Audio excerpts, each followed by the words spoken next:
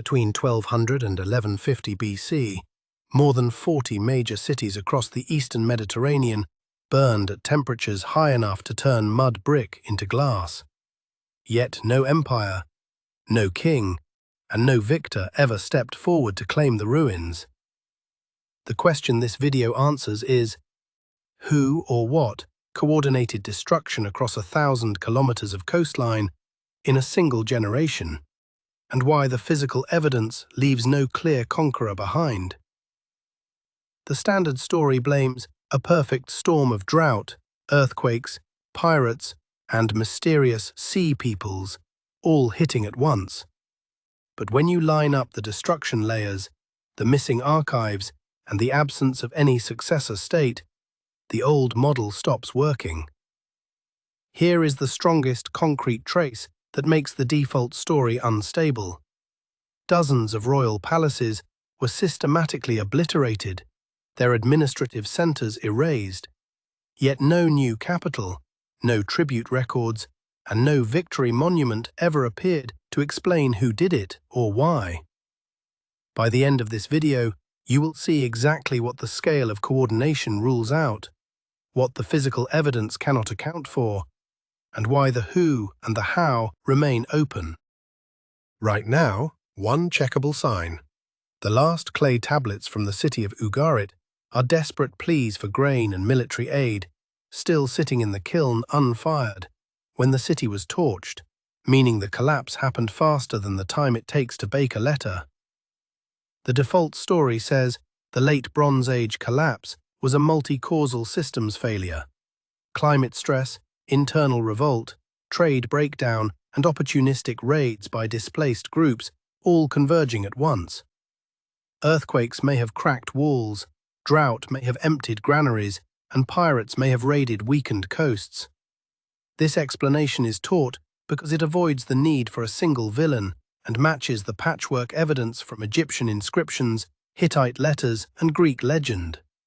Scholars accept it because no ancient text names a master coordinator, no empire rose in the aftermath, and the idea of simultaneous local failures feels safer than organized devastation. People still believe it because it sounds reasonable, and because the alternative, that someone orchestrated continent-scale destruction without leaving a name, feels too large to fit the evidence.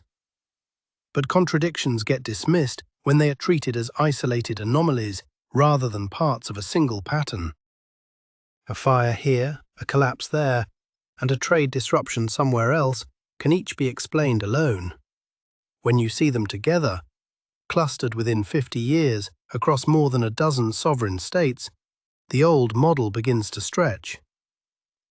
The first anchor contradiction is the simultaneity of destruction layers. Mycenaean palaces in Greece, the Hittite capital at Hattusa in Anatolia, the port city of Ugarit on the Syrian coast, and settlements across Cyprus and Canaan all show burning and abandonment within the same narrow archaeological horizon. If the cause was primarily natural, no single mechanism explains why earthquakes, drought, or famine would strike every major center at once across such geographic range. If the cause was primarily human, the scale implies logistics, communication, and supply lines capable of moving forces across multiple kingdoms. Yet no archive, no royal inscription, and no successor state ever claimed responsibility. What this changes is simple. The collapse was not a slow unraveling, but a fast, coordinated event with no visible architect. The second contradiction is the temperature of the fires. At sites like Hattusa and Ugarit, excavators found vitrified mud brick, meaning the clay was heated to temperatures high enough to partially melt and fuse into a glass-like material. Normal house fires, or even accidental palace blazes, do not reach those temperatures. Vitrification requires sustained, intense heat, the kind produced by deliberate fuel loading or prolonged burning.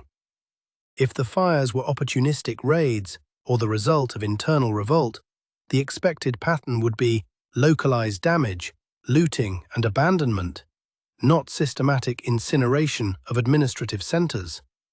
What actually exists is a burn signature consistent with intentional destruction, repeated across multiple sites. What this mismatch reveals is that the fires were not accidents or side effects, but the goal itself. The third contradiction is the absence of a victor. In every other ancient conquest at this scale, the winning power leaves traces: new temples, tribute lists, royal propaganda, administrative archives, or at minimum, a change in material culture, showing who moved in. After 1200 BC, none of that appears. The Hittite Empire vanished so completely that its existence was forgotten for 3,000 years, until modern archaeology rediscovered it. Mycenaean Greece lost not just its palaces, but its writing system, entering a 400-year dark age with no literacy and no centralized states. Ugarit was abandoned and never resettled. Cyprus saw its copper trade collapse. Canaan fragmented into small settlements with no continuity from the previous Bronze Age powers. If the destruction was caused by a new empire or coalition, the expected outcome would be consolidation, occupation, and the imposition of new authority. What the evidence shows instead is a vacuum. No new capitals, no lasting territorial control, and no political entity stable enough to administer the ruins. What this changes is the nature of the event. It was not a transfer of power, but an erasure of power. The fourth contradiction is the logistics of coordination. The destruction spans more than 1,000 kilometers of coastline, from Greece to Egypt, all within a single generation. Moving armies, supplying them, and maintaining command across that distance requires infrastructure, supply depots, communication networks, and centralized authority capable of directing multi-theater operations. The Bronze Age had such systems. The Hittites and Egyptians maintained diplomatic correspondence, exchanged gifts, and coordinated military alliances through a network of royal messengers and treaty tablets. But after 1200 BC, that entire system dissolved. No archives survive to show who coordinated the attacks. No letters explain the strategy, and no administrative records track the movement of forces. If the collapse was driven by internal revolts or local failures, each region would show its own timeline and its own causes. What actually exists is a synchronized pattern with no visible command structure. What this forces into view is a paradox. The scale of destruction implies organization, but the absence of archives implies the organization itself was destroyed or never intended to leave a record. The fifth contradiction is the fate of the surrounding villages. At many sites, including several in Greece and Anatolia, archaeologists found that the central palace complexes were burned and abandoned, while the surrounding peasant villages continued to be occupied, sometimes for decades. If the cause was a general systems collapse driven by drought or famine, the expected pattern would be widespread abandonment as populations fled or died. If the cause was a large invading army, the expected pattern would be regional devastation, including the countryside. What actually exists is selective targeting. The administrative centers, the seats of literacy, the tax collectors, and the military coordinators were destroyed, while the agricultural base was often left intact. What this reveals is intentionality. Someone or something systematically removed the ability to organize, record, and project power, but did not need to occupy or control the land itself. The sixth contradiction is the content of the final letters. The last tablet from Ugarit, still in the kiln when the city burned, describes enemy ships off the coast, the king's army away on campaign in Anatolia, and the country left defenseless. Another letter pleads for grain shipments that never arrived. A third mentions fires already visible in nearby towns. These are not the letters of a state collapsing slowly under internal strain. They are the letters of a state under sudden external attack, unable to coordinate a defense and watching its neighbors fall in real time. If the collapse was primarily driven by internal revolt or gradual trade breakdown, the expected documentary pattern would show years of declining revenue, rising unrest, and administrative fragmentation. What actually exists is a documentary snapshot of sudden crisis, with no time to adapt. What this changes is the timeline. The collapse was not a long decline, but a rapid cascade, faster than the diplomatic and military systems of the age could respond to. The seventh contradiction is the survival pattern. Egypt, the one great power that did survive, left detailed records of the attacks.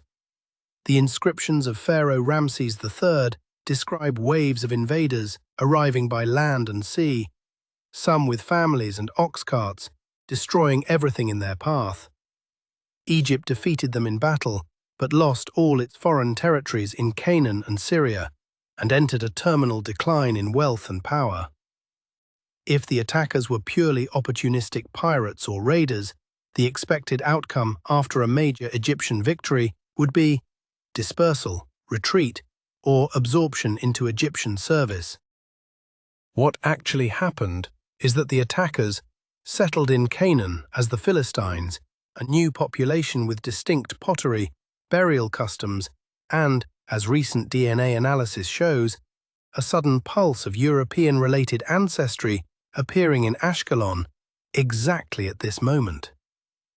What this reveals is that the attackers were not just raiders but displaced populations, moving with families, looking for land, and capable of defeating or bypassing the strongest remaining military power in the region. The eighth contradiction is the trade collapse. Bronze is an alloy of copper and tin, and the late Bronze Age economy depended on long-distance trade to supply both metals.